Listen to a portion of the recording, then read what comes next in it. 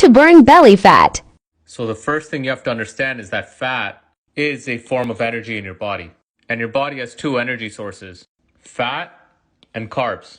And your hormones dictate which energy source you'll use. So how do you end up with all this energy on your belly, but you can't burn it? Glucagon and insulin are two hormones in your body that help with fat burning. When the glucagon is high, your insulin's low. They're like opposites, just like your bicep and your tricep. When your bicep's contracting, you cannot contract your tricep, and vice versa. So when this is high and this is low, you're burning fat. And when your glucagon's low and your insulin's high, you're burning carbs.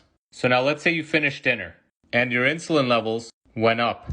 Now your glucagon levels went down, and remember what that means. You're now burning the carbs because you got to burn the dinner you just ate. However, every food has a different effect on your insulin and glucagon levels. For example, look at the effect of your insulin levels from carbs compared to protein and fat. So if you have a high carb dinner, like pasta or pizza or roti or a bunch of rice, your insulin levels would shoot up a lot higher compared to a meal that's rich in protein and fat and lower in carbs or more fibrous carbs. I like to call this rule FFP, fiber, fat, and protein. Well, now your insulin only spiked that high. So let's say you finish your dinner at 7 p.m.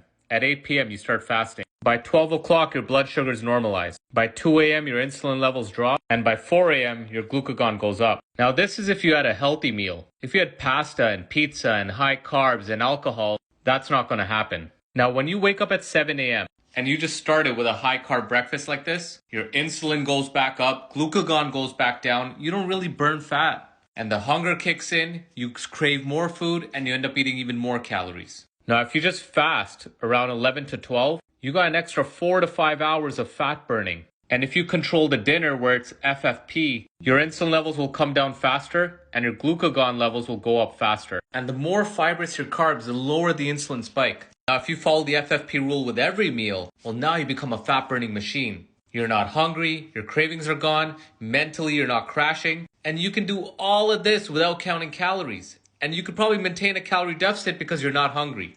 So here's some signs to see if your insulin levels are high. And look, here's some more signs. You end up getting hungrier, you crave more sugar, you have no focus, no ambition, you're always tired. Because your body's dependent on burning carbs for fuel. Hence, you're not burning the belly fat. And the food industry doesn't want you burning your own fat because they want to sell you more food. You follow this principle, I promise you'll become a fat burning machine.